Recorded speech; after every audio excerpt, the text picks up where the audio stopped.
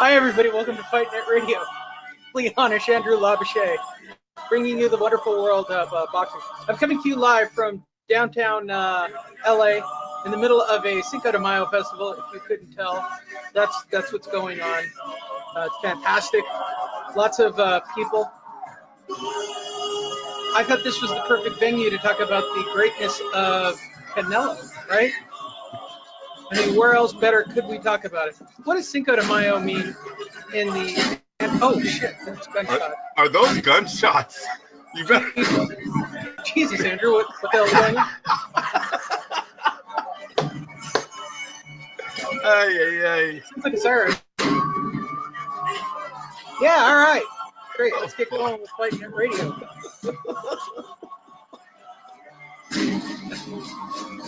Lee, you better go inside. I'm starting to think your festival might be getting shut down here, dude. They're shutting that one down.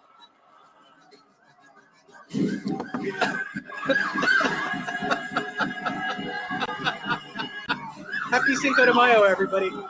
I went a long way for that joke, Andrew. You're a fucking jerk. Ooh, I thought. Correct? Yeah, it sounded fucking correct. Here I thought, everyone, check this. I thought you were going to finally give Sewell props.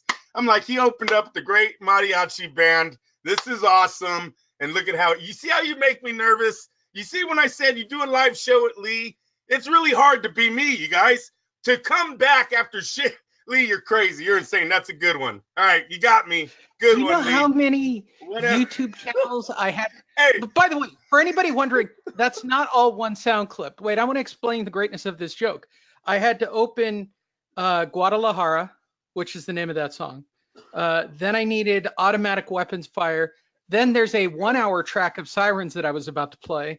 And then on top of that, I inserted a sound effect of a crowd fighting over the top. Which, by the way, in LA, which is why I put this meme up, it's true. It's an excuse for white people to get drunk in LA. But I digress.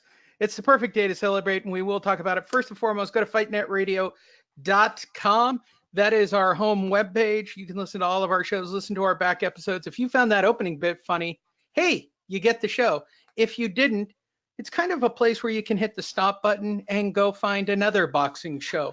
There are plenty that are certainly more tasteful and more respectful of the wonderful world of boxing. We are here to talk about all the results that occurred from last night. We've got a little bit of news to cover. Andrew's adventures in Reno. And I think that covers just about everything. Let's start right out of the gate, Andrew, because I don't think you probably watched ESPN yet. Oh, I did. Oh, you did? All right. Sir. Trying to get the photo album up. So they started off their evening with Jerwin and Kaha, right? Yes. Taking on Funai. Hi, Funai. Fucking kamikaze Funai right there. That boy. Kamikaze. That boy's Funai. got blood. They always are. For those of you, I don't even need to read reports. This one only went about 6 rounds before the referees thankfully decided that Funai-san had been beat nearly enough over the course of that. He was going to go to the death. Funai was going to fight. He was going to die in the ring. Yeah, look at that face, man. That dude's real, bro. Hey, Lee, no fucking head movement. I'm just coming straight forward, and we're going to do this. There was 2 of them this weekend. Fighters showing way too much heart. This kid's one of them. Japan, they have, it's in their blood. It's in their DNA. You see this time and time again. These guys come over here. They lack defense, but they don't care. They walk through anything. They had to stop this fight. I was begging for this fight to get stopped. Lee, the straight left of the champ. From the champ, though. The straight and Kaha's looked very good, but he was clearly outclassing Funai.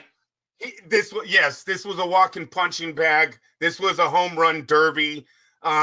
They should have stopped it. They should have stopped it 3 rounds early. I'm glad they did stop it when they did.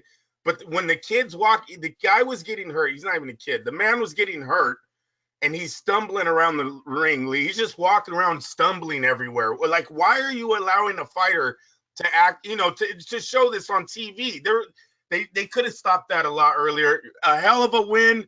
Terrible to bring that guy over here. He had 7 losses. Yeah, he was undefeated for a few fights. That's great. But overall, he lacked defense. This was a setup. This was a showcase. Ancajas did what he was supposed to. Look at Ancajas versus Estrada. That's going to be one hell of a fight for ESPN.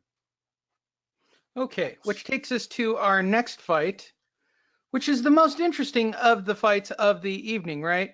So there are empty seats during the Ancajas fight. So then they decide that they're going to bring in the guy who actually packed the Stockton Arena, right? This Gabriel awesome. Flores kid. Hey, he packed it on a Canelo Going night. into this You fight, got to leave that in there. He packed it on a Canelo. And I want to make this clear. For Ancajas, there were empty seats. The minute this featured 6-round fight starts, there isn't a seat to be had in the building. It's like everybody was standing around and they go, okay, Gabe's fighting now, everybody to their seat. And the minute the fight was over and they were actually talking to ESPN in the Sky booth, like the little pull away shot, there were empty seats again, which is the most remarkable thing I've ever seen about the city of Stockton supporting this kid. So going into this fight, as we've covered, Gabe Flores was 12-0 with 12 KOs. After he fought Eduardo Pereira, he is now 13-0 with 13 KOs. I mean, there's not much to say, but dude came to work. I mean, he seems legit to me, Andrew, but then again, we're watching an Oscar De La Hoya-like build out of Bob. This is clearly Bob's This is the golden child. Yeah, this is Bob's guy. This is Bob's new toy. Look at that. I'm telling you, the kid's going to sell, man. He's 19. He's 19 years old, so he needs to relax a little. He needs to stay humble. Okay, last night, he started putting his hands down, taking unnecessary punches, the little smirks at the camera. Just smile, kid. Stay humble, smile, be respectful. The sky's the limit for you. That's all they got to do with him, seriously. All the other stuff you can leave out. The jewelry hanging off your neck, there's no reason to bring attention to you. Everyone's staring at you already, and you're in a 6-round fight. Look at this seriously. Crowd shot, dude. I know. Where are these people? Nobody's in the arena for Ancajas. And by the way, let's talk about how remarkable. Let's give kudos to Bob for having the balls to drop a fight on May the 4th in California on the same Mexican. Night. With another man. Yes, he's a Mexican kid on the same night as Canelo Alvarez. Now, mind you, this fight goes off several hours before Canelo Alvarez. So everybody has time to leave here as quick as possible to get home to watch Canelo Alvarez fight. I mean, it's strategic, but Bob still got an arena full payday out of this one kid. They weren't there to see Artur Beterbiev, right? Beater feeder, right? They weren't there to see Ancajas, although there were quite a few Filipinos there, right? They were there to see this kid, period. That's it. They were there to see Flores. Flores. And I cannot undersell the remarkableness of this crowd. And I don't know what's up with that stupid purple belt that doesn't mean anything. It's the 209 belt. It means he's the people's champ. I have no idea. Don't ask. I don't know. Okay. It's the 209 belt. That's the area code. So he's Stockton's king. Can I make air quotes? That's his little brother. Air quotes. That's what he tells him. Yeah, I said it. I went there. All right. In the main event of the evening, Andrew, on Top Rank's card, which is when everybody left the building, Radislav Plaza Shamalama Ding Dong took on Arthur Butterbean. Man, that dude's all man, though. Yeah, Radivo.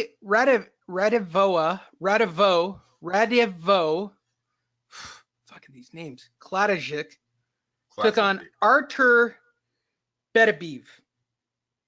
That's as close as I'm going to get on these names. Yeah, no, that's good. Beterbiev's good, and Kaladzic. This is another 6-round of mismatch. It wasn't even that long. 5 rounds. This is the only way it made it. And again, got stopped right after the round because he was so literally knocked out on his feet. I realize what I'm looking at is a feeder to feed something to Kovalev, right? The only payday for this guy is Kovalev. There's no other payday. They've asked Andre Ward. The light heavyweights are getting juicy. There's a lot of fights starting to develop over here in the light heavyweight But division. I'm telling you what ESPN fed me. ESPN fed me one name repeatedly in regards to Archer. Okay. They were feeding me that this is the guy for Big Crusher K. Everyone wants him, right? Saul Alvarez wants Sergey Kovalev. They want Sergey Kovalev. I mean, it's kind of, I guess it's cool when Sergey getting his belt back, but I could have swore we all thought he was done a fight ago. And can I mention it again? I know he beat Alvarez in the rematch. I get it. But he was knocked out, twice back-to-back before that? And now all of a sudden, yes. Thanks to Andre Ward explaining it for everybody. I think Andre handled it pretty delicately, but basically Andre Ward explained it to everybody about losing to him. So that was the entire night on ESPN Plus. Hey, wait a minute. This was a hell of a fight. Lee, this kid had no shot. Hot Rod? Let's call him Hot Rod. Okay? Hot Rod. Hey, he's from Florida. Yeah, I have no idea how to say his last name, but I hope he gets another shot. Because you know what? The dude was an amateur. Once again, no head movement, had no answer for what was in front of him, but like in the earlier fight, went for it. He just went for it. He went out on the shield, seriously. And he got some punches in, Lee, that almost looked like it was going to turn the tables. I swear there was at least, a hook and a right hand in the last 2 rounds where I thought Better Be got a little bit wobbled. But the kid had nothing else.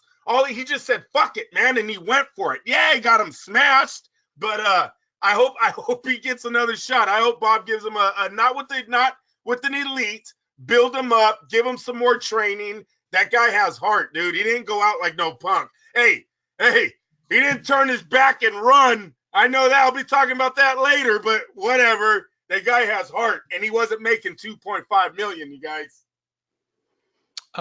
Kudos to Bob Arum and his team for literally having the balls to put this fight on May the 4th, on the same night as Canelo Alvarez. I mean, the fucking size of the stones on Bob shows no bound. Like, he just has no respect for any other promoter. He just doesn't care.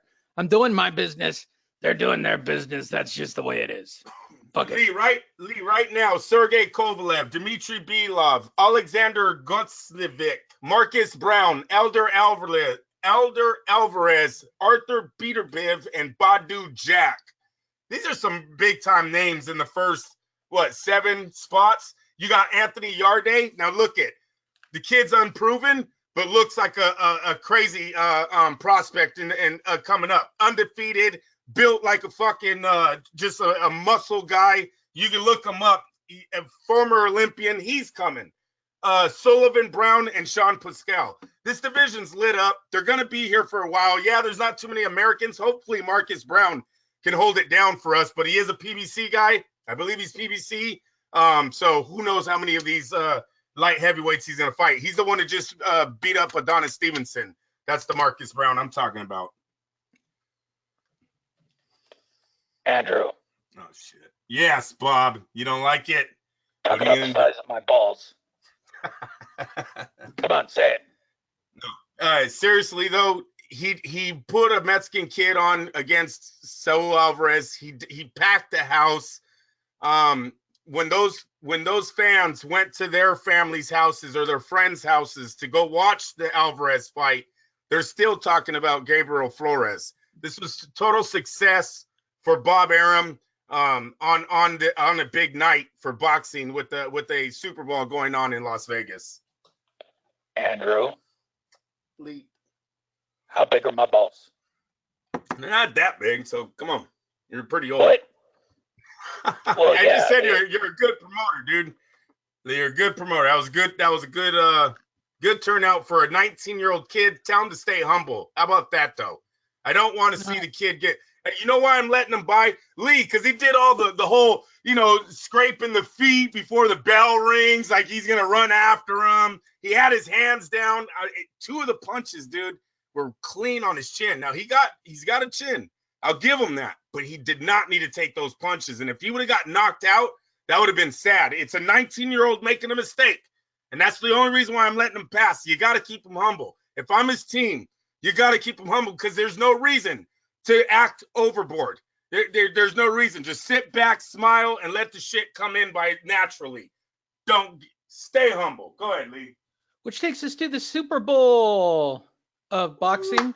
Happens once a year, Cinco de Mayo weekend. It used to be the domain of Floyd Money Mayweather. Hey, Andrew. Tell him hello on Cinco de Mayo weekend now. Tell him. Yep, they're back. They are back. Tell me. You know what, Oscar? You know what? Yeah. I'd be talking about fucking pound for pound today if it wasn't for that clenbuterol test. So, yeah, you're back. Your boy's on fire right now. Go ahead, Lee. Do I own the weekend? Do I own it? Of course. Scarface Until Floyd comes back, if he comes back. But, of course, you know what? With last night's performance, I think it went a little bit more to the no. I think I have the no on Floyd coming back with last night's performance. I'll tell you why he still might, but I'm leaning towards Floyd might think. I don't even want to see that. I don't want to see that. You know how long it's been? You know what? I don't know, Floyd, how long it's been since Floyd dodged that many punches. I know Floyd's good at dodging and countering. At 42, can he dodge 7 in a row? Before we get to that topic, Andrew, What? I'm not going to get to the punchline of this, but if we talk about Canelo, you're talking about Canelo versus Mayweather, obviously, as a rematch. And I'm telling you point blank, Andrew, it would be the dullest fight in the history of boxing. Lee, what's the biggest fight in boxing right now? What's the I biggest fight? Andrew, All right, then. I understand what you're saying. But based on last night, Canelo doesn't need consecutive dull-ass fights. Dull-ass fight? Oh, stop it. You know what? The Mexicans are really? hard. The Mexicans who were upset with the fight? They are hard. They are hard to fucking please. No, I've always said that. I've told you that during Canelo's whole career. Canelo mastered boxing last night. He mastered it. Okay. Let's not get all the way there yet, or we're going to have nothing to talk about when we get there. All right. First of all, shout out to Bad Left Hook. We'll be using their feed from Facebook. Support Bad Left Hook. Why, Andrew, should they support Bad Left Hook? Fuck the PBCBoxingScene.com. There you go. Let's go straight into the old photo gallery from the fight night and cover some of these extraordinary undercards, Andrew. I mean, they were some compelling things that I'm not even going to talk about. Is this on the Dazn card? Is this Dazin's? Yeah. Let's start from the bottom up. Okay. The first fight I watched was John Ryder versus Bakil Akawi. And this was a last-minute replacement on this fight. And boy, did John Ryder plaster this dude to the mat. In fact, the knockout happened so fast, they started the Dazn filler. Here's the first thing I noticed about the Dazn broadcast if you started at 4:30 like I did. When they have to kill dead space, instead of putting in a swing bout, Andrew, they had a bunch of planned pieces, right? So it's 4:30 in the afternoon. The main event's not going to go off till 9 o'clock. Everybody in Vegas knows it's not going off till 9. If I bought a ticket, I know it's not going off till 9. You know it's not going off till 9. Every boxing writer knows it, right? But at this point, they have like 6 fights that are supposed to stretch from 4:30 until 9 o'clock. And based on that math, Andrew, I'm not a mathematician. I don't think they have enough fights to keep the crowd happy, to keep the viewers happy. So what they did is a bunch of planned pieces. Well, they ran out of planned pieces really fast because in the first fight, this fight only goes about 3 rounds. Okay.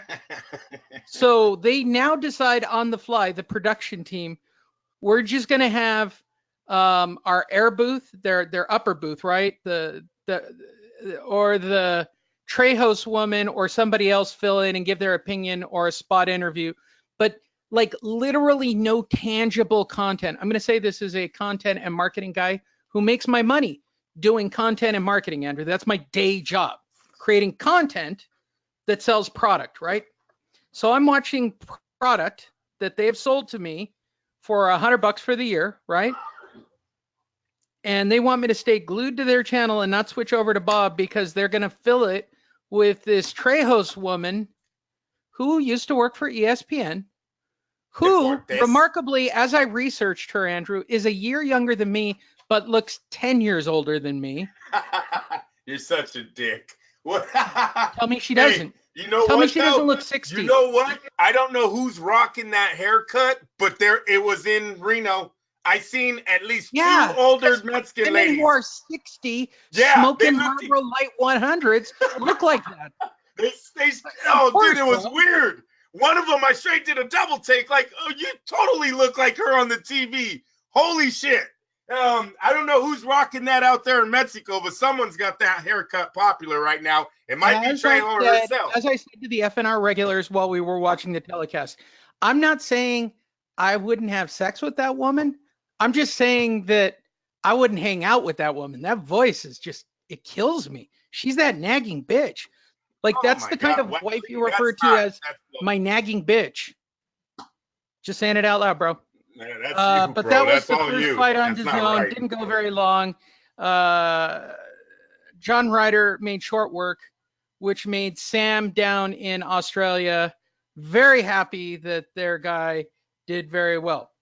In the next fight, we had Anthony Young versus Saddam Ali.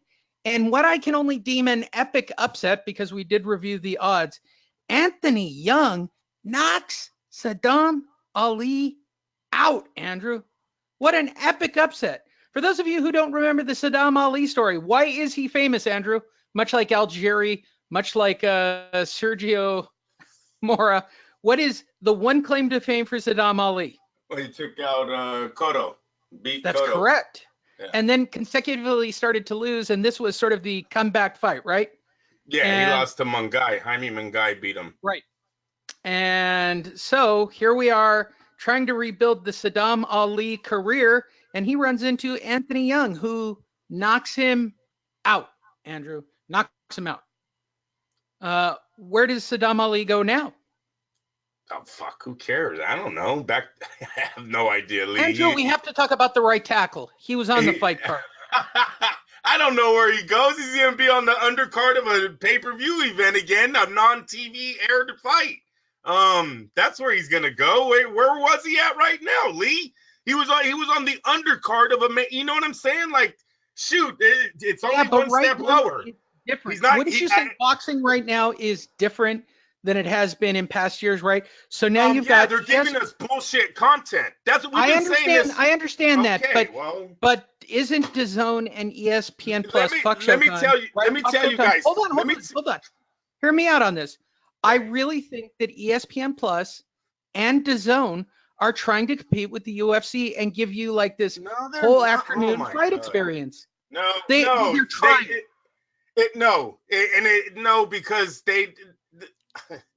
they've been doing the undercard thing for a long time. They've been giving that to their fans. This stuff is just bullshit content for a website that needs content. Okay? All of this is the ESPN app. It's just an app that needs as much content as you could put in there is as many commercials as you can put in there too. So it's all for money. But people, let me tell you something. You're trying to tell this to a guy who does marketing for a living. No, I'm telling the people. No, I'm talking to everyone. No, the people. I'm talking to everyone else. I'm sure I've said it on this show, and I'm going to say Saddam Ali's an ex-champion. The fact that he was on the undercard of a non-aired TV fight means he's already at the bottom of the barrel. There's no lower. You don't tell an ex-champion, can you fight a rookie on a fight card that's not going to be shown? Back in the day, when there was no showing these showcase fights, this is what I call these are showcase fights. They didn't. Saddam Ali's already at the bottom of the barrel. There is no lower. All he's going to do is go lower on what? On the undercard? That. But the way DAZN played it, these were legitimate fights that were worth watching since you tuned in, right? Then why cover it? Why turn the app on? Why not just wait and turn the app on? Covered up.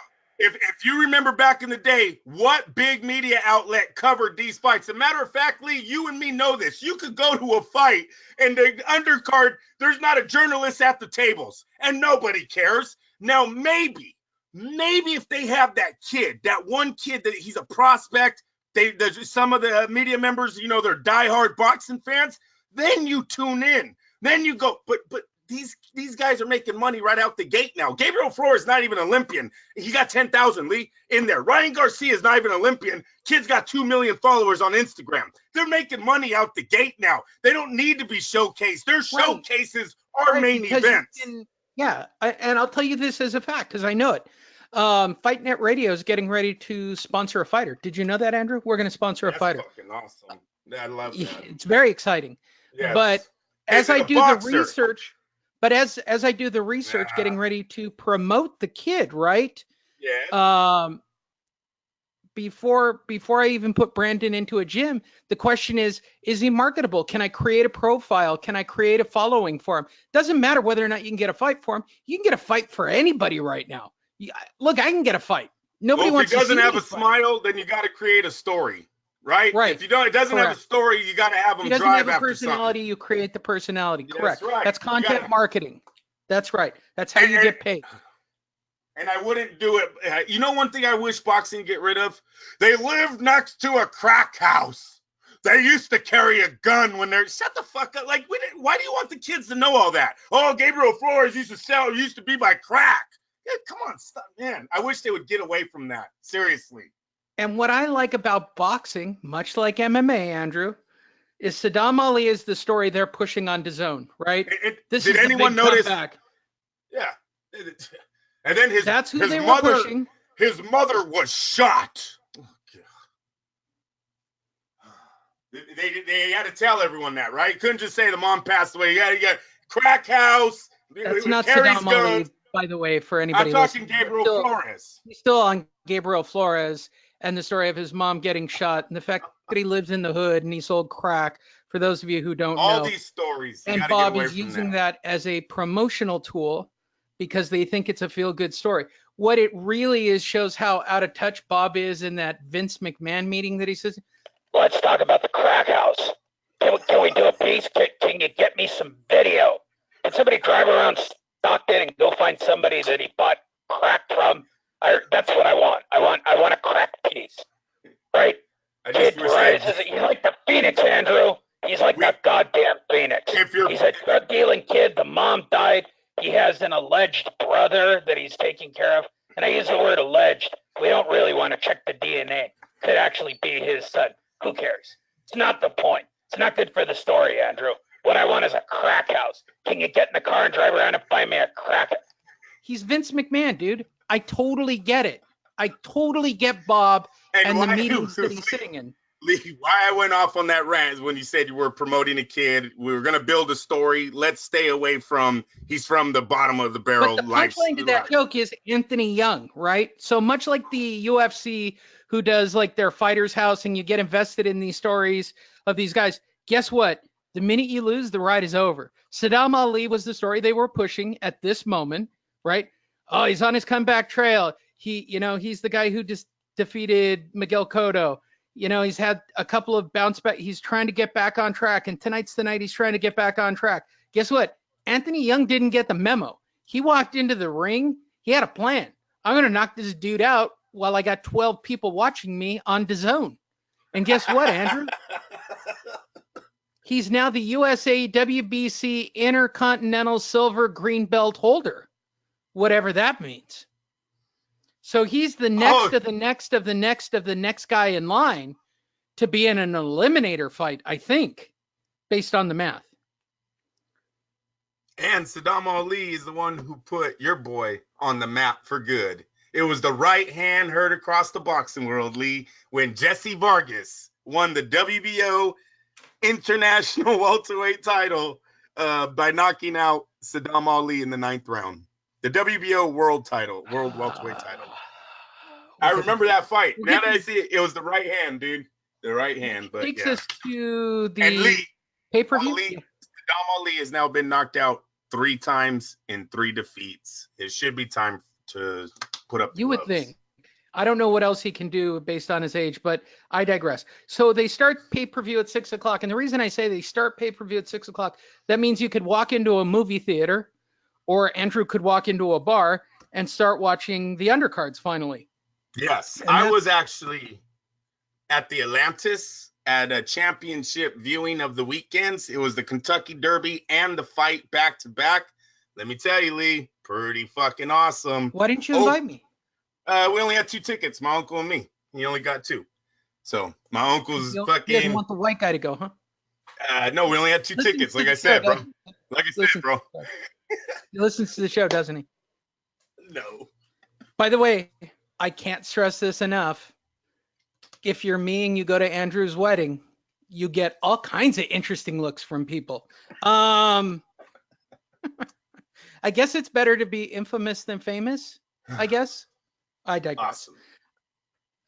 The 3 main fights of the evening, for those of you who paid to go see this in a movie theater or whatever, this is where they quote unquote started pay-per-view. It was Lamont Roach Jr. versus Jonathan Oquendo. My first assessment, Lamont Roach actually looks like a roach. That's my only note on the whole fight, Andrew. Like, this was a non-compelling. You said that very early. I did.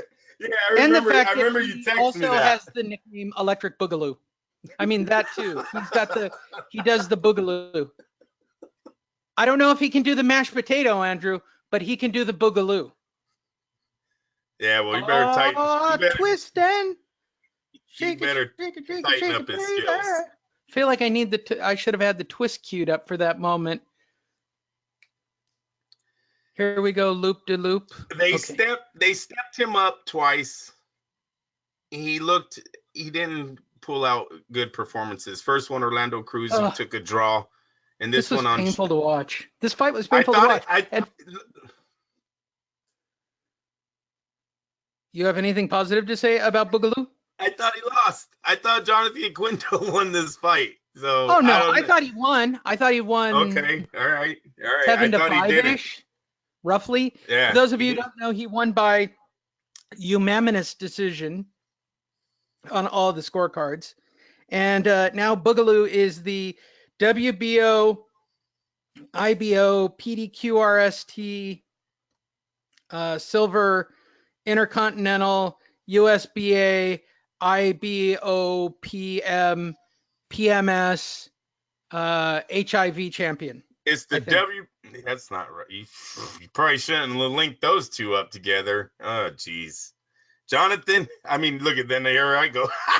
He's the WBO, NABO super featherweight champ. And it's the same title. The WBO, NABO. That's what it's called. WBO, NABO. Right. But it comes with 2 belts, Andrew. Yeah, but that's another belt.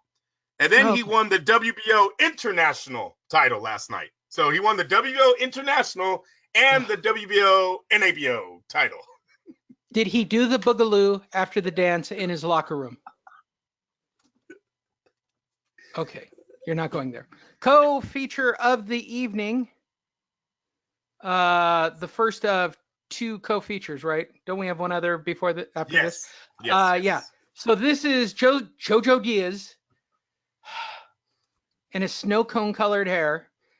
Taking on Freddie Fonseca. Okay, another case of a dude who's prepared to die in the ring. If you haven't seen this, it's possibly one of the most vicious knockouts I've seen in quite some time, because in the, I believe, 4th round, I'm doing this all from my memory, Andrew, Jojo Diaz hits him with a punch that knocks the dude out while he's still on his feet. Wrong fight. Is that the next fight? Yes, sir. That's the next one. This Jojo Diaz beats the hell out of Freddie. Oh, and Fonseca gets stopped by the corner. They throw in the towel. Exactly. Yes, sir. Yes, and they couldn't stop the fight. You're right. Hey, and then this is the brother. 20-minute explanation of anybody can stop the fight. What the hell was that about? Seriously. So tell me, Sergio, anybody can stop the fight, right? And Sergio's like, well, yeah. Like, anybody can. Like, the fighter. Like, they were filling time immediately because the fight went only 4 rounds, right? So they started in on that dead air filler. I could just hear it over the headset. Hey, talk about who can stop the fight. That should fill 5 minutes.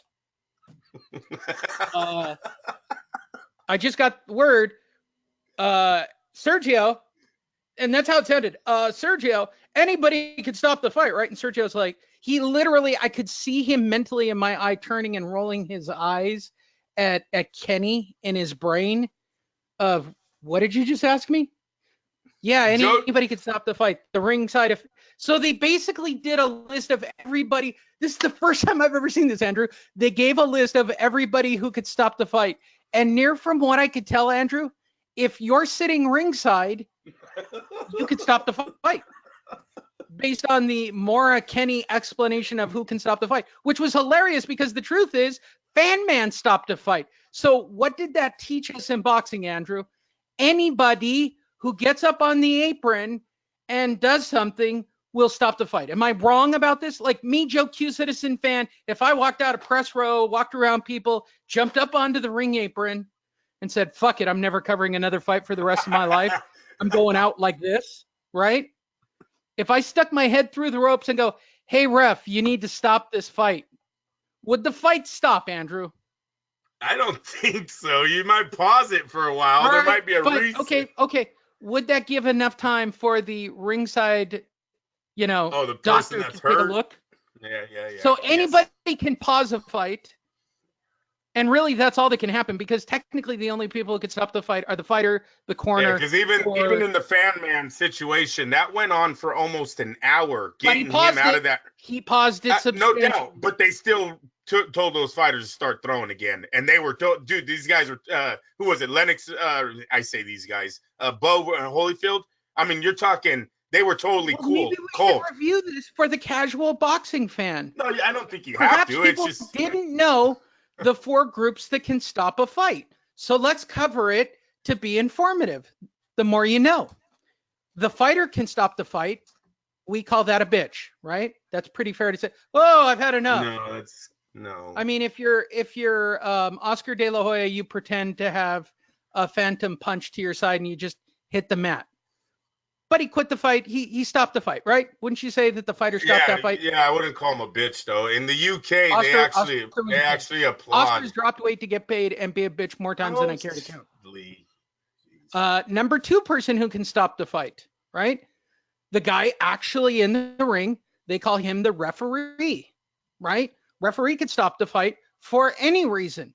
Oh, I stubbed my toe. This fight is over, right? Officially, that's what he can do. And we call that a fix.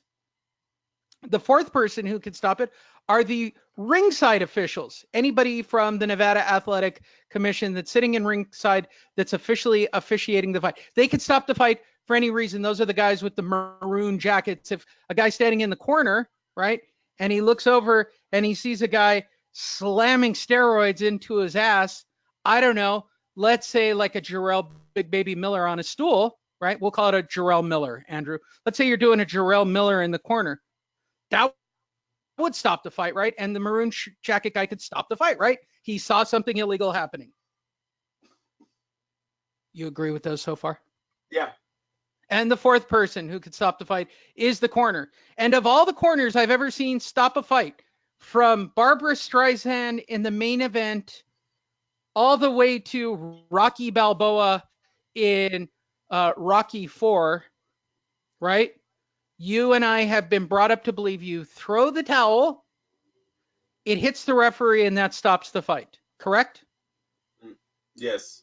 So in this particular case, the corner gets up and throws what I can only consider I'm going to use a term, it's probably going to get me some hate mail. That's a pretty faggy throw, bro. That's a pretty faggy, like you missed the ref. How do you miss the ref? That's what I was going to say. He didn't even touch the ref with the towel. The ref has the back. Ref stepped on the towel. Yeah, the ref stepped on the towel. He needs to get in the ring. Felix Trinidad's father got in the ring to stop the fight. When you want your fighter stopped, you stop the fight. Literally, you go in there and you just wave it off, and the ref will see you. Lou Duva, he jumped in the ring in the Melchie Taylor Chavez 1 fight. Everyone go watch the tape. Ha ha. Slap in the face. Anyways, but that's how you do it, Lee. That's how you stop a fight. Right. Fuck just throwing the towel in. Throw the towel. Fonseca's corner was like, I'm going to throw the towel, but I'm not going to throw the towel really hard. Maybe they won't notice it.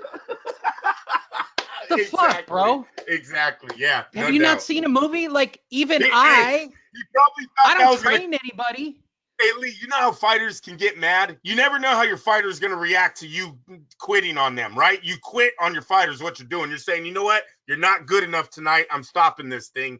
Maybe he was like, fuck, please don't fire me when he let it go, and that's what made him throw it a little bit with not a lot of confidence. First of all, Freddie Fonseca is 50 years old, okay? It Let's doesn't get this clear matter. about this fight. Freddie Fonseca was Doesn't matter. 38. Dude, he's 38. They're He's gonna 38. make another check. He's gonna get paid, so that might be his only fighter. I'm just saying that could have went through his mind. That's all I'm saying. So Snow Conehead gets the win by technical TKO. That's what I'm gonna call him. Snow Conehead. Hey, look, you need to get attention to yourself some way, I guess. He looked like JoJo Diaz. I was gonna say he looked good. He's always looked good. He's an exciting fighter. He's face first. He brings it all. He's got no power, but he throws everything like he's trying to fucking knock your lights out. I love the guy, but he has no power. So he constantly stays on the inside trading. He's not really hurt. This guy he was able to break down. But when he fights the better of the division and he's taking their flush power shots, what is he at, 130 now? You know what I mean? Like he moved up 4 pounds. You're gonna start getting hit again. You know, he didn't get through Gary Russell. Gary Russell Jr. was able to break him down. So it just looked like the same Diaz. I don't know where he's gonna go. Yeah, it looked like the same. He wanted Tevin Farmer. Oh, Lee, there's your segue. Lee, there's your segue. Are we gonna start the whole Tevin Farmer thing now? Lee, he wants Farmer. He wants Farmer. Me and you know, hey, even the commentating, as bad as these guys are on DAZN, and they're bad. They're across the fucking board. They're all bad. They got this one right. He's in no position to fight Tevin Farmer. Tevin Farmer makes his first appearance with Trejos. And one eye's looking at her and one eye's looking at the crowd. And Andrew texts me, and I quote, "Hey, Lee, how does he pass an eye test?" Hey, that's a legit question, man. I'm not joking. Wait, by the way, Hey, the second Lee. text was, wait, I want to clarify for everybody. Second text was, that's a legit question, Lee. Yeah, man. Hey, you guys, hold on. I Step was back looking right at now. photos. Look, I was debating whether or not his topic was going to come up. And I was looking at photos from his last fight. He's clearly looking at two different things while he fights. Lee, don't play around here. You guys, I want you to step back right now, though. Seriously. Have you ever seen a wide receiver that looks like that? Or a pitcher? Or anyone hitting a fastball? Well, the only other person I could say that looks like that is Timothy Bradley, and he had to retire. Hey, what I want to know is that the doctor that signs his clearance to fight, and people, I'm not trying to take money away, but the Tevin Farmer's eye it's bad. It's bad, and I want to know how they get away with that. How, man, I'm not trying to joke here. That was a legit question. I want to know what the rules are. You know what I mean? Like, do you only need 20/20 out of one eye? Or you only have to see, fuck, I don't even want to go any farther with it. But last night, the kid looked like he was looking down at the ground a lot because, you know, his eye is bad. It's bad. I don't know how he's seeing. I became obsessed with Tevin Farmer because he said, I have a blog. To which I wrote in the chat room, if this dude has a blog, I'm telling you it's going to be a recurring segment on this show. Yeah, and no, where is it at? It doesn't exist. He does a YouTube video where he shoots himself spending money, basically. And that's exciting. oh wait, I'll go a step further. Do you want to see how sad everything is for Tevin Farmer and he believes he's got a social following? I'm going to put this into perspective. I'm not going to lie about Fight Net Radio's numbers here. Fight Net Radio probably does what was our last number? Somewhere in the range of 15 to 25,000 views during the average week on Facebook and Twitter and everything else that we do. Andrew and I get a report. These aren't fluff numbers. They've gone down actually a little bit. I know. We need titties, but go ahead. Well, yeah, titties always sell. So I went and looked for Tevin Farmer. Okay. And I found his actual Twitter feed, Andrew. First of all, he's not even verified on Twitter, which I couldn't believe. And I had to believe that this really wasn't his Instagram. His Twitter. He only has 12,000 people following him, which I found a little painful to begin with. And then I thought, well, maybe this isn't the real Tevin Farmer. Maybe there's a different Tevin Farmer. To which I looked up the real Tevin Farmer. There's no real Tevin Farmer, Andrew. It's Tevin Farmer 22. That's the one I just showed you. This is the real Tevin Farmer's Twitter. And look at that eyesight. Look at the eyes in that photo, Andrew. I know, man. I'm just. Okay.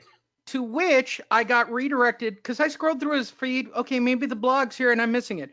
So apparently his big deal is life as a farmer. That's quote unquote his blog and his big YouTube whatever, right? Life as a farmer. Basically, life as a farmer is watching farmers spend money and living his life. We're not knocking him Andrew, right now. Look at how many subscribers he has. Lee, you're helping him. There you go. Now, hopefully he has more after today. Let me help you out. We're not even that popular a show, Andrew, in the relative scheme of things. Oh, will you leave him We have a higher following than Tevin Farmer. So why does Tevin Farmer think Tevin Farmer is a bigger deal? And by the way, I don't like anybody who talks about himself in the third person. That just makes me mental. Okay. Like Tevin Farmer is living this life where everybody's following him. Everybody wants to be him. Fuck this guy. And this is a quote. Fuck that guy. Let him starve like I did. Bro, what is happening in your life that leads you to believe, other than you got a check? What am I missing about Tevin Farmer? I don't think you're even that great a fighter. Help me out, Andrew. Explain life he's as on the Tevin out. Farmer. Well, sometimes that's the problem with the internet, right? People can think they're a little bit more famous than what they actually are, and maybe that's what you have going on with Tevin Farmer's career. But he is a guy that profile fight would be against Snow Cone Head. Yeah, you can say that. I guess you could say that right now. But Lee, he worked hard to get his title. Remember, this is the guy that had like those 2 title shots or what is it called? Eliminators. Then got his title, got a draw or some shit, had to do it again, went to other people's backyards to win it. I mean, Tevin Farmer's done it the hard way. So he's gotten a lot of respect because of that. He's only making $50,000 a fight, maybe $100,000. He's not a golden boy getting a $20 million contract. He's with Dazin. I mean, they're gonna pay him. They do good. I can't knock. I won't knock Tevin Farmer. He's gonna get a shot. Look, he'd be the favorite against the biggest fight that you think is in his career. He'd be a favorite against Jojo Diaz. Jojo Diaz got no defense, man, and he's got limited power. But an entertaining AF fight.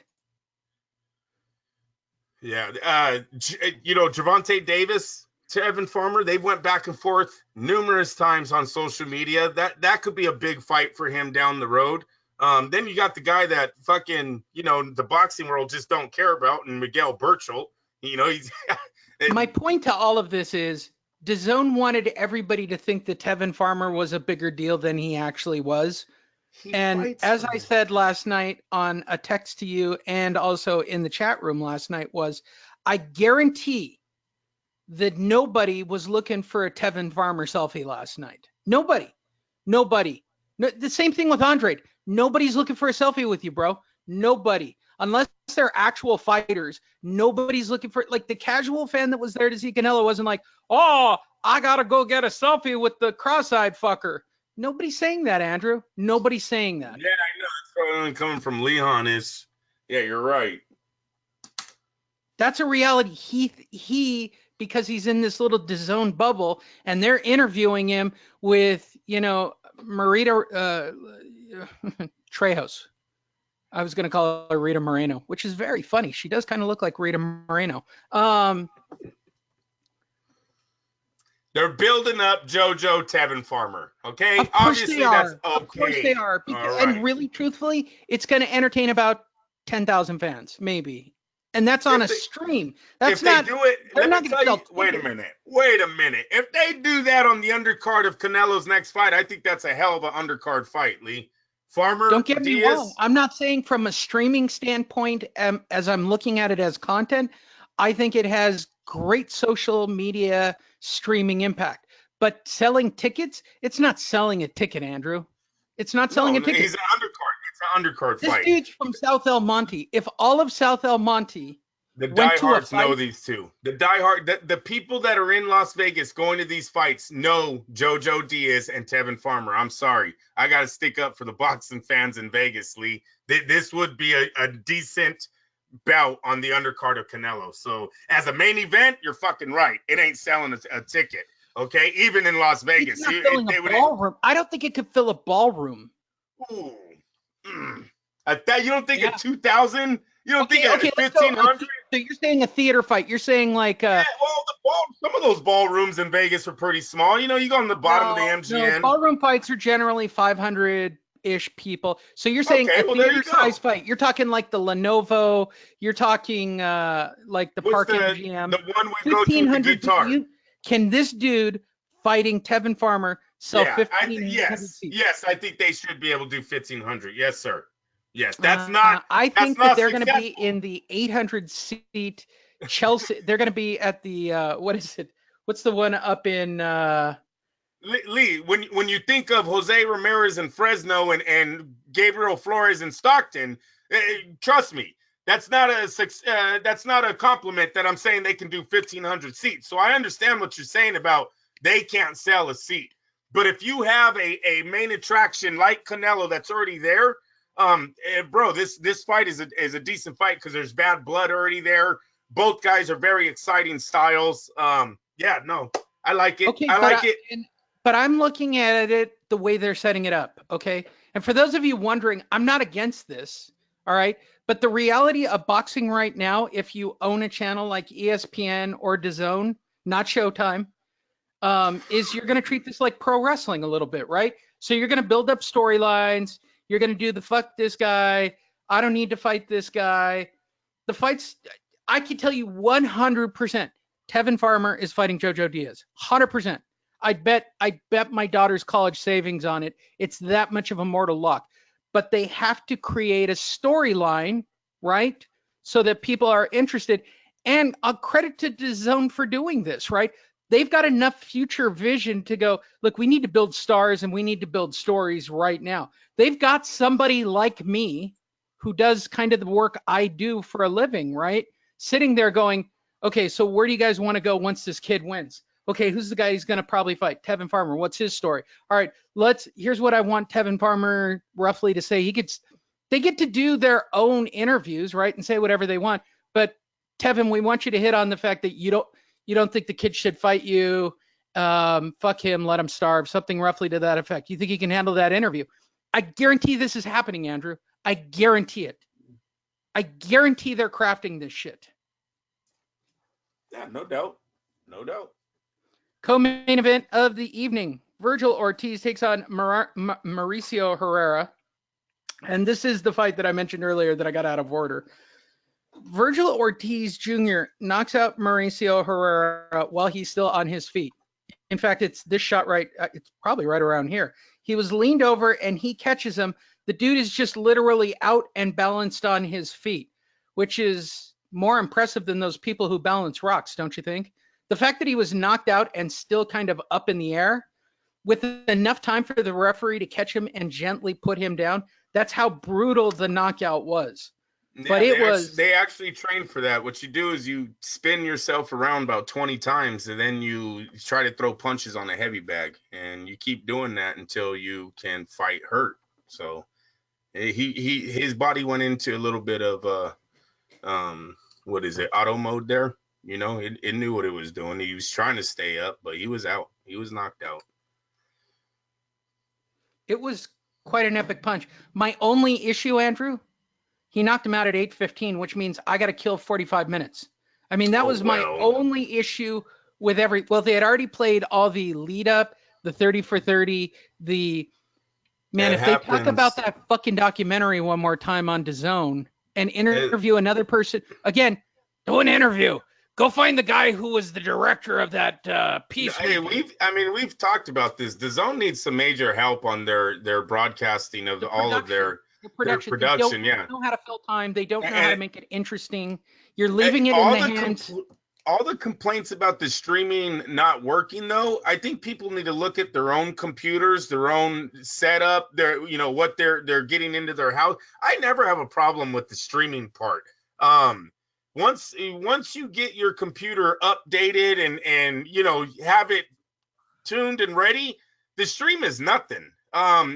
So all the it keeps buffering and all that, might want to clean up your computer or update your computer. You know, maybe you're not getting a good signal coming in.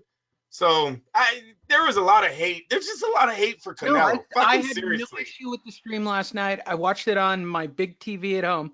So I'm going to give some advice to DAZN. I know they're not listening to this show, but I'm going to give advice on how the production would have been better. You got a 45-minute gap coming up after this fight, right? So if we're going to treat this like pro wrestling, right? They immediately go to the interviews in the ring after the fight. Nobody's saying anything shitty. Nobody's calling out anybody. Why wouldn't you just go to, the build-up packages for the fight and show how Canelo got here with Jacobs and interview other fighters that have fought him along, fill the package. If your main event is coming up in 45 minutes, you guys don't have a swing bout in place, which they should have had a swing bout. That's the number one thing, Lee. Bro, how did they not have any swing bouts? Yes. That's where they went wrong. There's a lot of things wrong with the production side on the American side of DAZN. We talked about this yesterday. I really think, I have a feeling like they put it in the hands of Oscar or something. Like Oscar told him, "Oh, don't worry. I know some guys that, we can hire to do this." And they kind of just shot this shit together. Truthfully, if they really did, I would have been happier with this. Turn it over to Coyote and turn it, bring in the internet guys. Be real nerdy about it. Don't bring in the what they filled it with were I'd rather see professionals. I'd rather see professionals, guys that know what they're talking about. No, well, yeah. Here's what I mean. The crew that they had were from their baseball package on DAZN. That's the best. I've seen those two. I know. I've seen it. You couldn't get Coyote Duran. You couldn't get not if they Steve suck. Kim. I don't want them. You couldn't get. Not if they suck. I don't want them if they suck, Lee. I'm talking professionals, man. Not internet guys. You know what? If you're gonna go nerdy and be on the internet, go all the way and be nerdy and be on the internet. Don't put baseball guys in front of me doing the best knockouts in baseball. I mean, seriously, don't get me wrong. I like the piece because I like that shit. Maybe they need a little bit of Teddy Atlas to come to their broadcasts. Whatever. But if you want to go toe to toe on the internet, right? If you want to go toe to toe on the internet, then bring in the internet geeks. Go get yourself 3 or 4 good talkers. Why do you keep saying the internet geeks? I don't. Why? You don't even. These guys are not. These guys go from the internet to fucking the biggest streaming app in the world. How? What steps did they take? Where is their warm up? I could do it. I could do a more efficient job of filling that time than they did. I wish they did put online that they had auditions for it, because I really just don't. I don't think they got the best of them. I really do. I don't know who put the list together or who got these guys. Though no, they don't know what to entertain. You know what it is? I'm not going to keep knocking them, but the production side was, yes, it was bad yesterday. The commentary was bad. Look, let me tell you something. Brian Kinney, he's a fucking talking head. He doesn't call a fight. He wants to interview. He wants to talk fucking beyond. Right. He wants to talk fucking futures.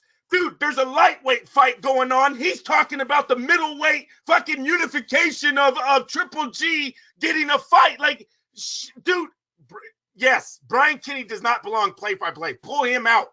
Get Teddy Atlas. If you really want to break this down before we get to the main event, and if nobody knows, go back and watch this one, Andrew. Did Sergio Mora not describe every fighter exactly the same way?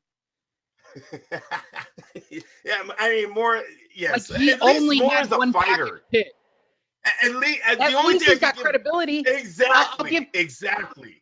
Ray Leonard has credibility, at least. You know what I mean? You need some of these guys. And I'll say this to the zone if they're listening. Brian Kenny is not fucking Jim Lampley. No, Kenny, he's not. Yeah, dude, they got to pull. They have to pull him and put him somewhere else. Here's the other thing. And if you didn't see it on the telecast last night, I recommend everybody to go see it. Jesse Vargas is a legit star when it comes to talking on a microphone. How they don't put this guy on the big show, and they've only got him on the Spanish-speaking station. I'm going to say it again. The zone is stupid as fuck if they don't move Jesse Vargas into Sergio Mora's spot. You want Jesse Vargas. Jesse Vargas has a presence. He's got confidence. Look, I know I shit on the guy for his boxing skills, which is fun. Okay, he fought in Lancaster. And don't get me wrong, listening to Sergio Mora talk about how he got knocked out by guys that are actually in the ring, I did find slightly entertaining.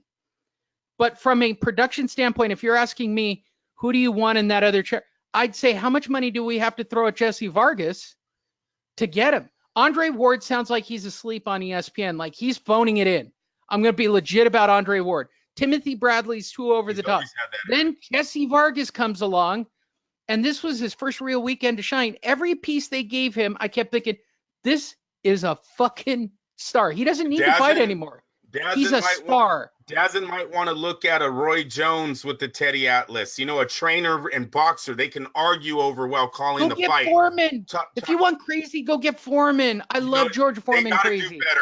They must do better. You can't do Lennox Lewis. You can't, the PBC's got a bunch of guys. PBC, yeah. Look at who's out there to go get. Go get Klitschko. Go get the smartest mind in boxing. Go get a Klitschko. Yeah, for over there, maybe. I don't want to hear him on the American side, no. Oh, you can on the American side. No. The one that's married to the movie star is just fine. He sounds great. All right. Anyways, Virgil Ortiz, can we talk about the kid that knocked out Mauricio Herrera? The best knockout of the night. By the way, they did nothing to build this kid up. 140 pounds. He's 140 pounds. He's a junior welterweight. He's 21 years old, 14-0. And for this ball never stops rolling. Listen, this weekend we seen Gabriel Flores and Virgil Ortiz, top-ranking Golden Boy, two prospects that look like the future is very bright for them. A few weeks ago, we watched Top Rank bring out Shakur Stevenson and Teofimo Lopez. The thing is starting to move forward. We're seeing the new fighters come in. It's going to be a matter of time before all these other things are figured out. One thing I didn't get last night. Go ahead, Lee. I don't want to jump ahead. Go ahead. Where are we going next? I was going to talk about Canelo. All right, let's go to the main event of the evening. Your main event of the evening. 12 rounds. And by the way, kudos to Michael Buffer for getting his contract. He only has to be announcing for one fight. Lee, yeah. Did you fucking see this kid Ortiz when he got Mauricio Herrera with that shoulder roll bullshit?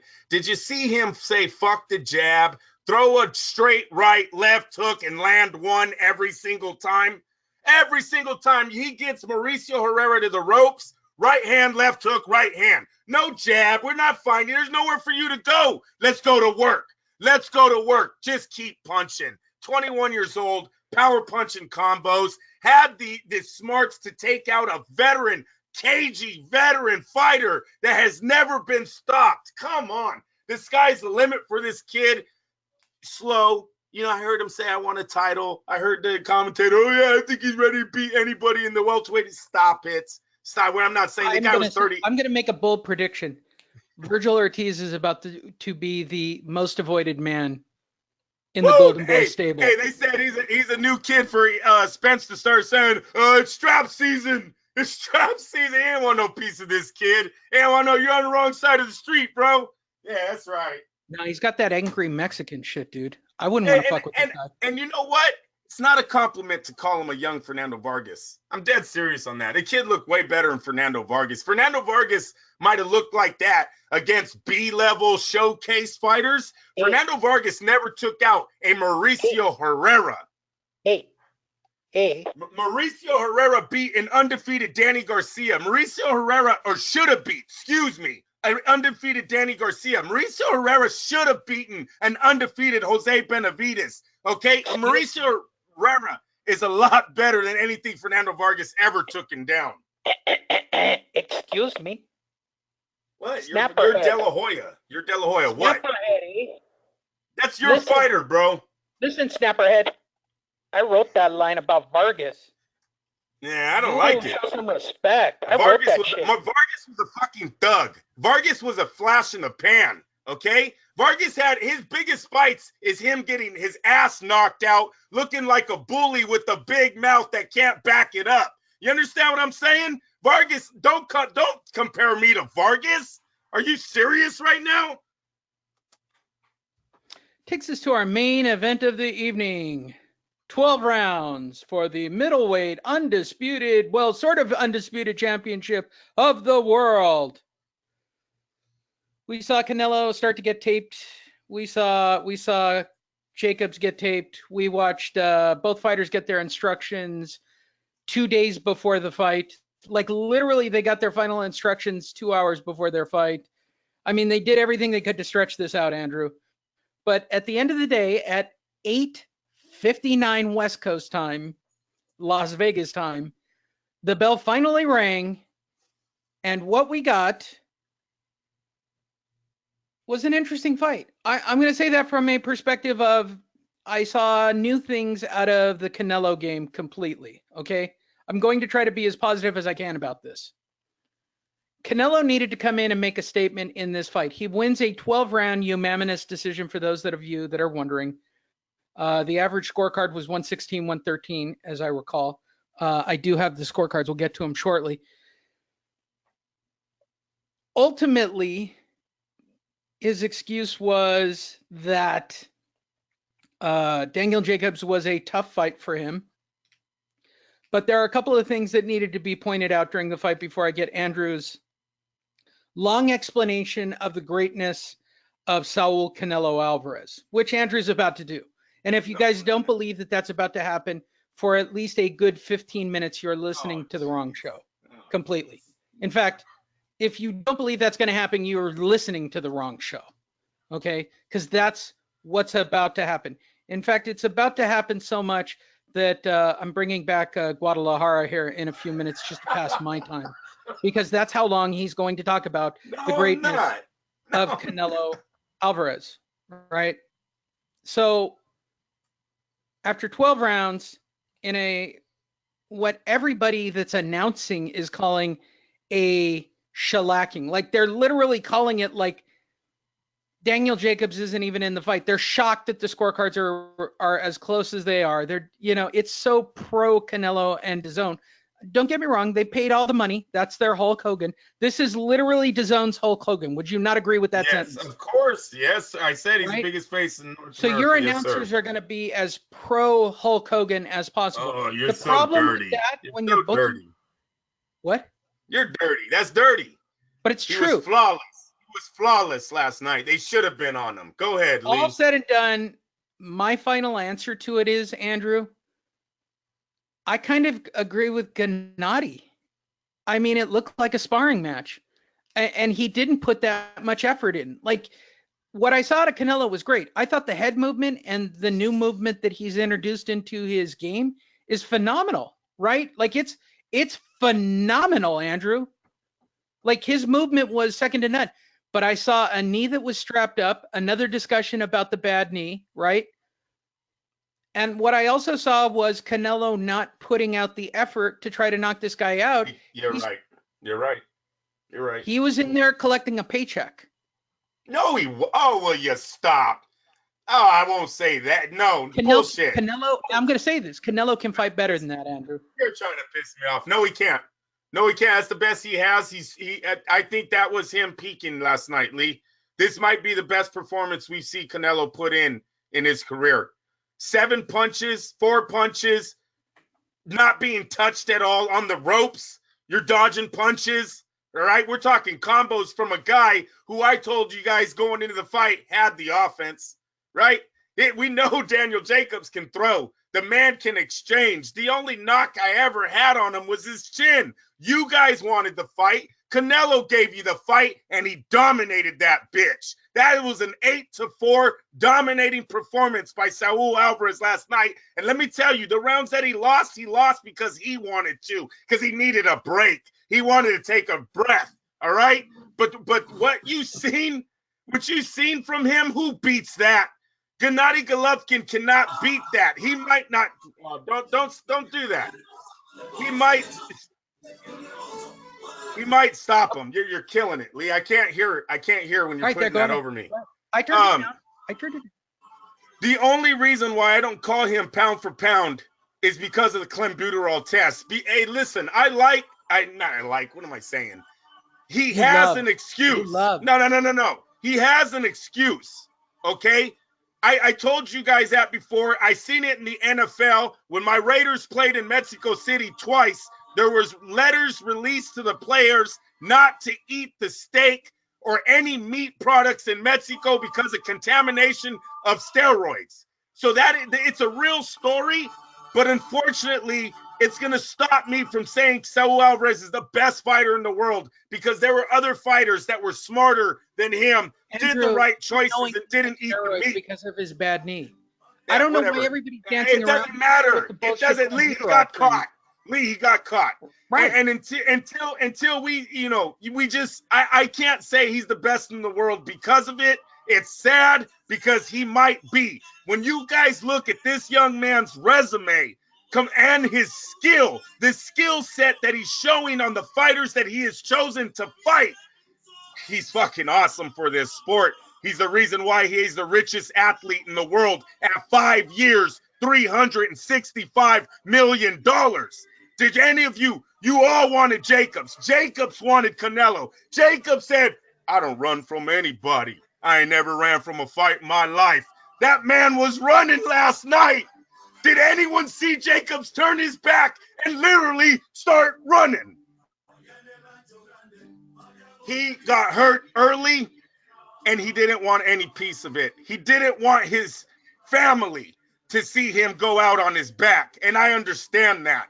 He went for the 12 rounds. He tried to make it a chess match. It's Canelo was there. Canelo, I told you guys going in, on paper, is a better fighter all the way around than Danny Jacobs. Canelo has reached that point in his career, and that's why I'm saying today it might be his best performance we ever see him in.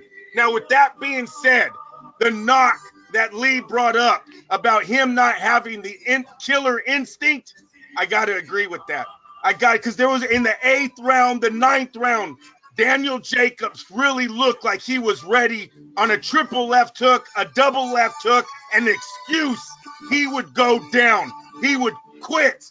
But Canelo didn't give him that excuse. Canelo kept pop-shotting. Canelo kept going for points. Jacobs was okay with that. Jacobs scored a few points. Let me tell you, the fucking chin on Saul Alvarez is second to none. You seen Lomachenko. You guys said he's the Matrix. That motherfucker went down in the 9th round versus Jorge Linares. Last night, you seen Saul Alvarez take on the best opponent, challenger for his title in the super middleweight division. He's never been down. He stood right in front of him, and he dominated the fight. I'm telling you, I see Saul as the best, but I can't give it to him because of a dirty test. That's his fault, not mine. Lee, where he goes from here, it's whatever he wants. They're saying I already know where he's going from here because they basically painted the picture for us. What did they say? Tell me what they said. He's gonna fight Andrade. Okay, listen. That guy, he has a title. I get it. He's undefeated. Lee, Saul deserves it. Saul deserves it because he's given you Triple G twice, Rocky Fielding, and Daniel Jacobs. Damn it. That's a hard list of fighters to go through. So if they want to go after the lesser Demetrius Andrade, the WBA middleweight champ, why not? Andrade, I'm sorry. Yeah. I'm tall, black, and beautiful, baby. That man right there. If they want to go, him. He's a great bad guy. He's a great bad guy for Hulk Hogan.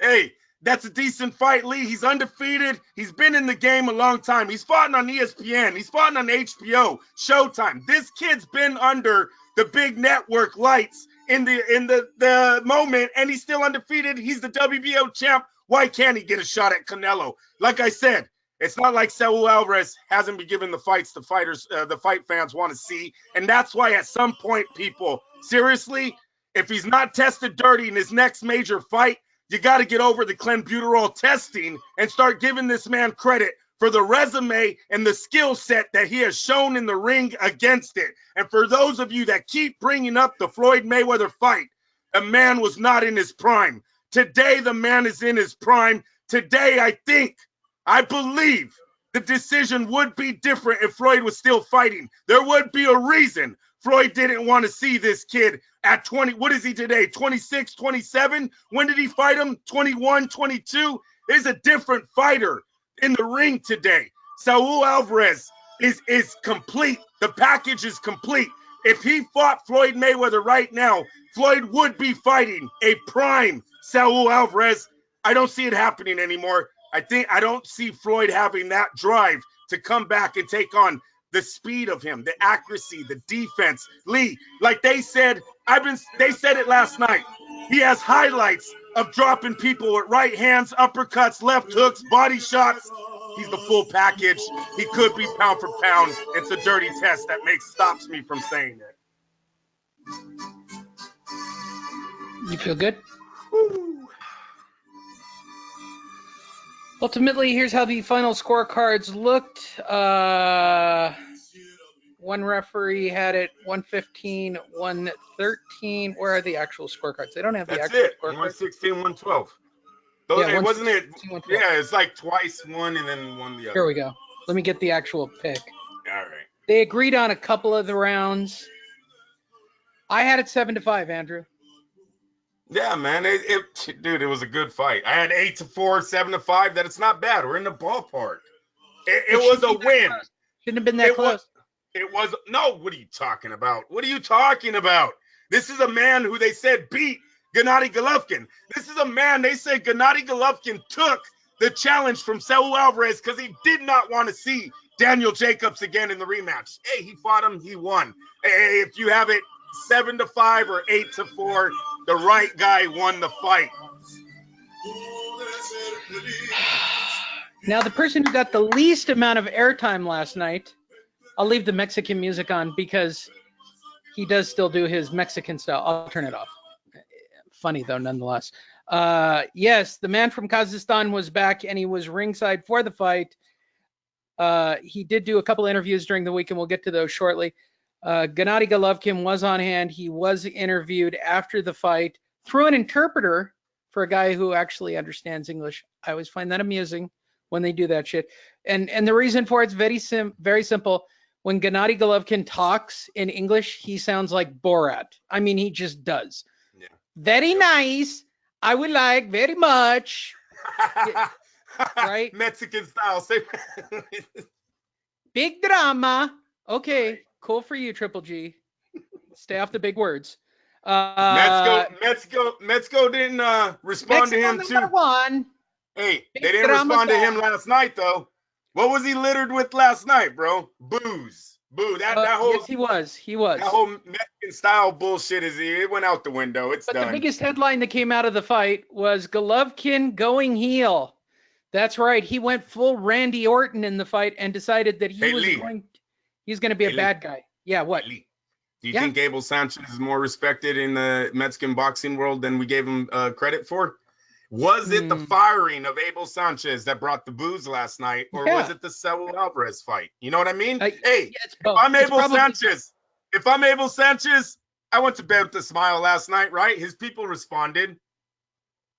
Yeah, that's if any. Look, again, the people who spend money on that fight that are there in Vegas, how many of them really know who Abel Sanchez is? Lee, come on. Once again, you're underestimating the Las Vegas fight fan. Dude, there's a lot of... Andrew, when I win the lottery... Okay, here's another project we're going to do when I win the lottery. I know 6 guys that went to that fight that spent $350 each to sit in the upper deck. All right? There are fight fans that drop that type of money to see that one fight that they've never seen before. They've never been there. Lee, I'm telling you, don't underestimate the fight fan. They know who Abel Sanchez is. They know this guy fired him because he didn't want to pay him. So, all I'm saying is Abel went to bed a little bit of a smile, maybe feeling that his people showed up for him last night. Well, Gennadiy Golovkin decided to go full bad guy last night. He became the Randy Orton of DAZN. There's a wrestling reference for you. He's decided that he's going to be the bad guy when he faces Canelo again. So he started his campaign. And in his interview, which, by the way, if you check this out, there's more mentions of Andrade and more interviews with Andrade than there are mentions of Triple G and interviews with Triple G, if you can believe that shit. Go back and check it. I know I'm right. But when they did interview Triple G through an interpreter, he went full heel, Andrew. He went bad guy all the way, saying, yeah, it was a boring fight. It was like watching it was like a sparring match. And he felt that it was not fair to the fan. And this is what he said. And direct, frankly, I was expecting much more. I can't do it. I can't do Borat all the way through. I just can't. Sorry, everybody. Otherwise, you'd have Canelo call Triple G calling every week. All I can do is very nice drama style. That's it. That's all he can do. That's the length of my impression of it. Frankly, I was expecting much more. It was like watching a sparring match. It was a little boring. They are both high-level boxers. They should give more to the audience. I didn't see any emotion. I didn't see anything special. It was just good sparring match. I agree. Yeah, it wasn't. No, it wasn't. That's bullshit. Andrew, Canelo could have gone a full level above that. I saw it in his. I know that, but that's the bare minimum to get the win. Yeah, and sometimes you give too much and you end up the loser. Okay, so Canelo did what he had to win the fight against a very tough opponent. Daniel Jacobs showed up. Daniel Jacobs scraped Saul Alvarez a couple of times with right hands that I thought should have wobbled him. If Canelo got wobbled by Cotto's brother, Jose, you would have thought the right hand from Daniel Jacobs at 100. Another thing you need to bring up, the 173 pounds. Jacobs skipped the 10-pound weight limit, came in at a regular 173, which is fine. I don't care. You want to give up $1 million and go full board? That's fine. Didn't help. Just lost $1 million for nothing. But let's not forget. I didn't like how much shit people gave Canelo over this weight limit when Triple G had it in there. It was in Jacobs' last fight when he fought on ESPN. Now, sometimes he shows up, sometimes he doesn't. On this one, he didn't. Why are we making it a big fucking deal? Daniel Jacobs has done this before on the 10-pound weight limit clause. So it is what it is. I don't even know where I was going with that. But what, Lee? Hey. Which one of you fucktards put that video up on your Facebook page, eh? Was that you? Which one? What are you talking about? Somebody like you or that stupid white guy put up that fucking thing about Canelo and Jacobs not making. They put up the video of Jacobs and the weight issue. Spit it out, dude. Are you trying to hurt my paycheck, eh? No. Was that you? I don't know what you're talking about, so it's probably not me. I will fucking cut you. All right, Tyreek Hill. I also feel like, now that I've found this, I feel like this should be happening in the background. Hold on, let me try it again. Hey. Did you stand during the Mexican national anthem? Did you? No, I'm not Mexican. I'm not from Mexico. Shut the fuck up. You're not either. Anyways, hey, but you know what I do like? Everybody stood up. Even the Mexicans did stand up for their national anthem, which is awesome. They did it in the viewing, and they stood up. Everyone got up for the real national anthem. So that was pretty good. And now, hey, let me tell you. Are we going to talk about the condition Oscar was in? There's about 500 people there. There was a lot of people there for that Saul Alvarez. That whole ballroom league packed. So, yeah, it was a good turnout where I was. In the room and Oscar's current condition of looking old, kind of pudgy. He always does. Whenever Oscar's a drinker, right? Dude, when he's a drinker, we know this. When he's not planning a comeback, because he always has, it's like a period with the woman with Oscar. He always, every month, he has like this itch to get a fucking comeback fight or go do some kind of goodbye to his fans. Then it goes away. He starts drinking again or eating, and he gets fat again. He very much has been doing that his whole retired career. I don't think I like the way you're talking about me.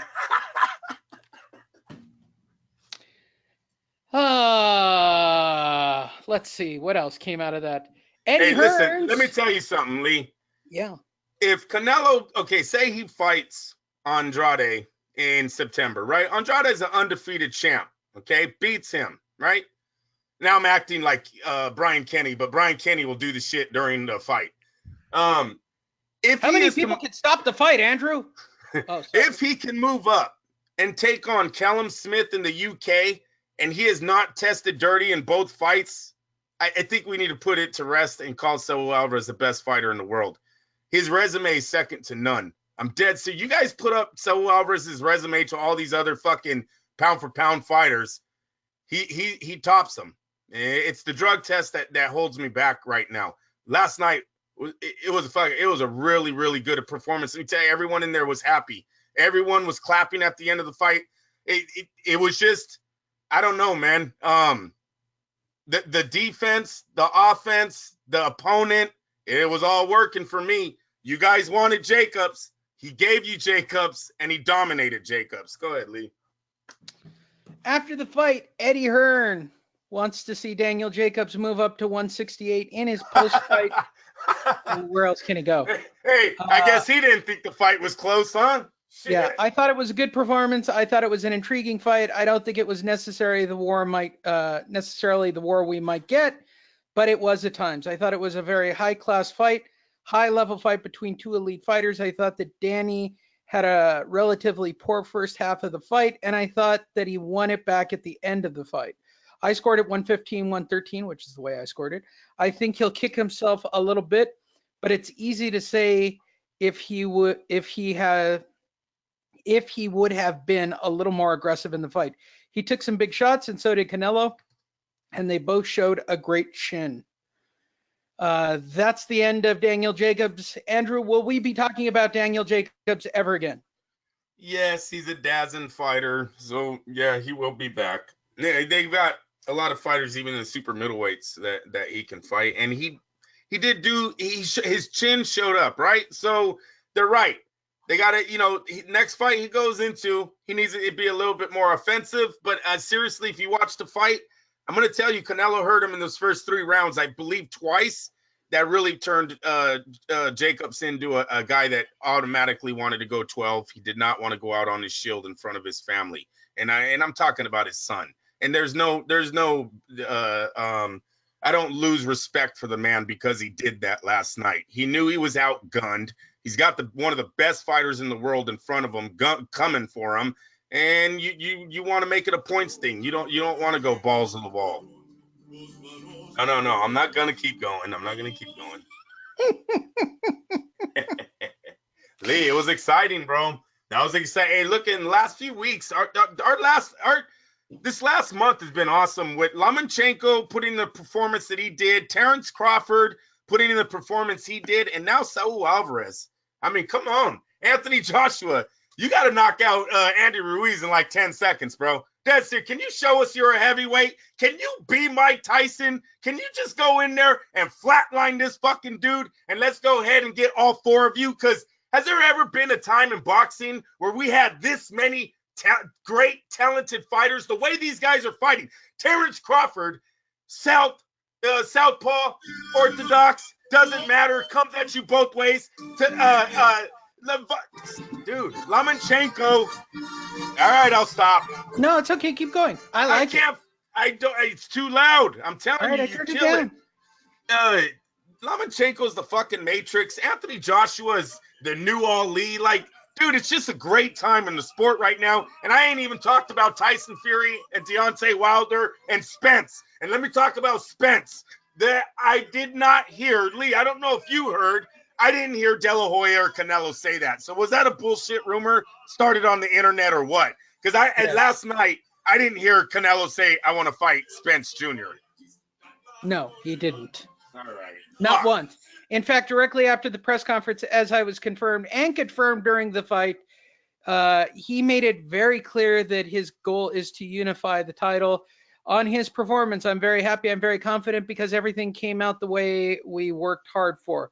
We always knew going into the fight that Jacobs was going to be difficult, strong, but that's what we prepared for. And I'm very happy to add another title to my history. We're going to continue working and continue winning titles and continuing making history. On what's next for him, the next stop would be anything that brings up another challenge. My objective is to fight for another title, but the only other champion fights in June.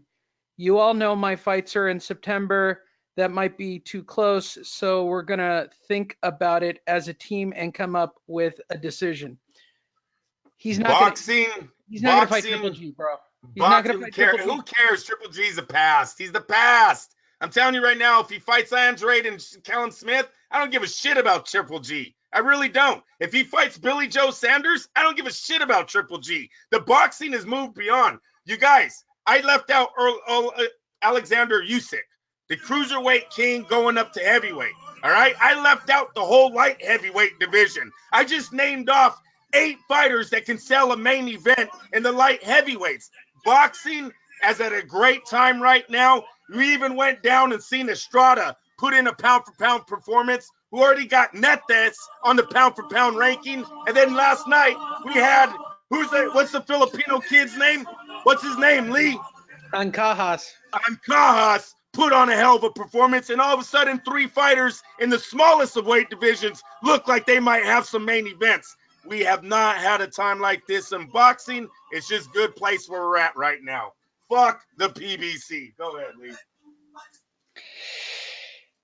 Please go to fightnetradio.com, get up to date on everything. Click on our Facebook page, follow us. We have more followers than Tevin Farmer.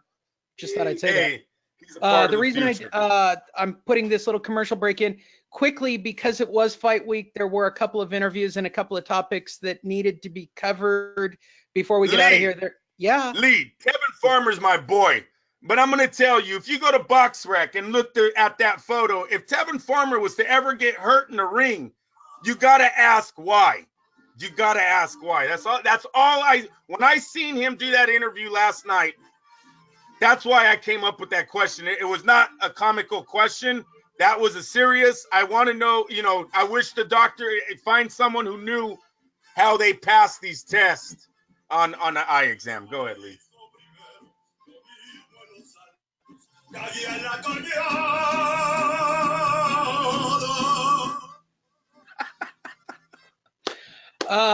Quickly from this past week, a couple of, because Bob was out in public, Oscar was out in public, and Eddie Hearn were out in public, we got some updates to tidy up the week. First, Oscar De La Hoya doesn't want to see Dana White, doesn't see what Dana White can bring to boxing other than screaming and yelling. And actually, that's funny, because we just spent an hour and a half, Andrew, talking about screaming and yelling and selling pay-per-views. But his exact quotes: I wish him all the best. I think he's done a phenomenal job with the UFC. Really? You're going that route, Oscar? You're partnering up with him. This first line tells me he's already partnering with Dana White, Andrew. Dana White partnered up with DAZN. That's what this weekend Dana White was seen with Eddie Hearn in Las Vegas. All right. I wish him all the best. That's why Oscar's being calm. Yeah, big things are coming. This thing right here says it all. I wish him all the best, and I think he's done a phenomenal job with the UFC. You're right. I see what you're saying there. Why are you blowing him, bro? I can see right through you. Hey, he's a goddess. You wanted to fight him last month. Hey, you wanted to fight with him last month. The month before, he was a cancer to boxing. Oscar is the best. Hey, someone over there in DAZN gave him a phone call, told him to straighten up. Wait, he's got to address his feelings in the past. Let's see what he says. I have my opinions in the past on how much I feel about the fighters getting treated by the UFC. But at this point in my life, I have so much on my plate. I'm sure he has a lot on his plate. I think we should just move on and worry about growing the UFC. I think we should just move on, and him worrying about growing with the UFC. I'm worrying about Golden Boy and making sure that boxing keeps a shining light on itself. We want to just continue to make big fights. And this is the part where he explains that he's going to suck Dana White's dick. Boxing is a fragmented sport, yes. And at this point, with our partners DAZN, with our partners at Golden Boy, we're finding ways to make sure we continue growing the sport, making sure we take the sport into the masses. But I didn't see any other formula that's out there that Dana White can bring. Really? You said that? But I don't see any other formula that's out that Dana White can bring to the table. Really? Well, why don't you just call him a goddess? Other than screaming and yelling and being vocal. That's basically it. That's kind of a knock. So we're going to make all the UFC fights on DAZN about the bad guys, I guess. I guess that's kind of the angle Oscar's playing.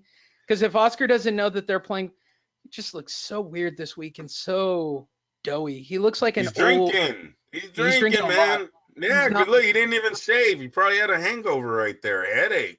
Freaking Tecate Light will do it to you. I talk with experience. Announced this week, Teofimo Lopez is to return to the ring July 19th against Nakatani in an IBF eliminator. You had to know an announcement was going to be made this week about Bob's favorite fighter.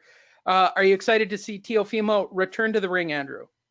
Of course. What? How can you not? Kid's exciting, Lee. He's undefeated. He's going up against the undefeated for an IBF eliminator. This is the process of a new beginning, man. This is what boxing needs. Seriously. Got a bunch of fucking businessmen right now sitting in some of these divisions. We need a new breed. I felt that he needed the mariachi, No, el but he's not. mariachi He's loco. actually Honduras, but he's from Honduras. I don't know Close if they enough. listen. No, that's stupid. Don't say that. Jeez. And I draw the line at wearing a sombrero. As I talked about earlier, You're so stupid. should I explain that joke? No, you shouldn't. This is the end of Jesse Vargas, though. Jesse So will not get Jesse past Vargas, this for fight. those of you who don't know, was out in public, and so of course he opened his mouth. And when I mean open his mouth, boy did he open his mouth. Yeah. Jesse Vargas wants Jaime Munguia after his cuts healed. I don't know why Jesse Vargas wants to end his boxing career. Yeah, so he's quickly. writing a check he can't cash there, man. Hey, listen, Lee, he has the skill to get in the ring with Munguia. Don't get me wrong. He's a professional. He's an ex-champ and all that. He does not have the firepower or the size. Bad fucking idea. Jaime Munguia is going to be a middleweight. You're pushing yourself to be a junior middleweight, in my opinion. Now, maybe walking around eating tacos, you can be a junior middleweight. But as a fighter, you are limited in skill and power to bang with them big boys. Jaime Munguia is one of the biggest in that division. Matter of fact, him and Hurd are both big junior middleweights. I don't think Vargas should go there. I see Munguia stopping Jesse Vargas if they are to fight. But hey, didn't I say Canelo's going to stop Jacob? So who the fuck do I know sometimes? But it's a loss. Don't get the shit twisted, Lee. By the way, if you want to stay completely up to date on Jesse Vargas's life, follow us on Facebook. I am obsessed with Jesse Vargas. His quotes. He's interested as well because I spoke to him in Tijuana on that night that Soto beat Brandon Rios. He said it was a fight he could make. My promoter, Eddie Hearn, spoke to his co-promoter, Fernando Beltran, and Zanfair Promotion, and they're very open to the idea and very interested as well. So it's a fight that everyone seems to be on board for, and I know the fans would like to see it. Woof. Yeah, not really. Not really. I don't know why this fight's getting made. I don't know if it's really Jesse. Like he had a draw with Adrian Broner, correct? A draw with a junior welterweight, and you want to go to junior middleweight to fight one of the heaviest hitters in that division. Munguia brings it. Munguia, right? He's that tornado, man. It just keeps coming. It's a bad call. Yeah, if I was Jesse, I would say at least stay at the welterweights. I know he's taken a few defeats there. Yeah, whatever. And last but not least, Eddie Hearn was out in the public this week in Vegas because it was fight week. And somebody cornered him on the topic and said, Eddie, what about Joshua Wilder? And his quote, the Wilder-Joshua situation is bullshit for the sport of boxing. I agree, but you're part of the problem, but whatever. No, it's not. No, it's Wilder not. That's not right. Wilder hasn't got a network deal, nor has Josh. Wilder hasn't got a network deal. Oh, go ahead, Lee. I'm sorry. Okay. No, this is what he's saying. Wilder hasn't got a network deal, and nor has Joshua. It's likely Joshua will sign a long-term deal with DAZN. It's likely that Wilder will do the same with Showtime. That's when you have to come together. I will not allow Joshua to sign a network deal that will prevent him from taking an undisputed fight. I think the only person right now who's signed a network deal that will prevent him from fighting on other networks is Tyson Fury. But he doesn't really care. He's won the World Heavyweight Championship. If you said to Tyson, like, do you want to be the undisputed champion? Yeah, he does. But he also wants to make as much money as possible. That's why he's making a lot of money fighting Tom Schwartz and turned down an ordered fight with Deontay Wilder. You have to practice what you preach in that respect. On Shelley Finkel, oh man, he commented on everything. Here is a guy in Wilder that for years and years and years has said, one face, one name, one champion. All I want is one heavyweight world champion. All I want is this. And you let Shelley Finkel come out and say, nah, we got other plans. We'll talk about that in a year's time. A year's time? I can't understand if you're Deontay Wilder, why you would not fight Anthony Joshua for double, triple the money you're making anywhere else if it's there for him. That's like Tevin Farmer turning down a fight for 3 or 4 times what he's making at the moment to be undisputed champion.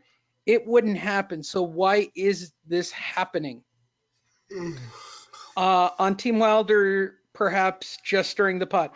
I know he's not, because I know that Luis Ortiz has already been promised the Wilder fight. I know that Adam Kalnacki has been promised the Wilder fight. We're not just talking about 2020. We might be talking about 2021 when Wilder is available. It's bullshit for the sport of boxing. It really is. You shouldn't even say that. Hey, you know what? All Eddie Hearn has to say is we try to give that man $120 million. When Al Heyman gives him that, then you come back and tell me I was ripping him off. But until Al Heyman, the PBC, Showtime, Steven Espinoza pay Deontay Wilder more than $20 million per fight, if I'm Eddie Hearn, I never leave that offer. I don't give a shit how many Kawanakis he beats up or Luis Ortiz he beats up in his PBC career. If they don't pay him, we're not paying them. We're moving on. This ball, you guys, it never stops rolling. There will be another heavyweight. I'm just keeping it real. And then when you look at the age of Deontay Wilder, what is he, 34, 35? Fuck, we'll see that guy sooner than later. That'll do it. Go to fightnetradio.com. I am sure that there is more news that will spin out during the week as aftermath with having all these promoters out on all of these fight cards with all of these fighters talking about everything they're going to do, setting up the next big fight for Hulk Hogan and all of the villains on their respective streaming services. Andrew, you may have the final word. Until Deontay Wilder. If I was a media member, I would say for everyone to ask Deontay, you really turned down 120? I'd keep that in his ear until he realizes he turned down being having $120 million in his bank account. There's nothing Eddie Hearn did here that stopped the fight. There's nothing here that Top Rank did, ESPN did, DAZN did. They tried to make the fight. Deontay Wilder did not want $120 million for the fight, period. Happy Cinco de Mayo, everyone.